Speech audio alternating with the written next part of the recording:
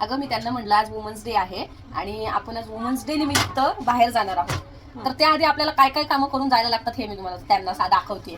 सांग. भाकरी चिकनचा रस्सा कुकरला भरून लावलाय, कुकरभर एक भात लावलाय, परत हा भाकरी टाकलाय. आणि किती टायमाचं जेवण बनवून चाललोय आपण? 2 टायमाचं, दुपारचं आणि संध्याकाळचं.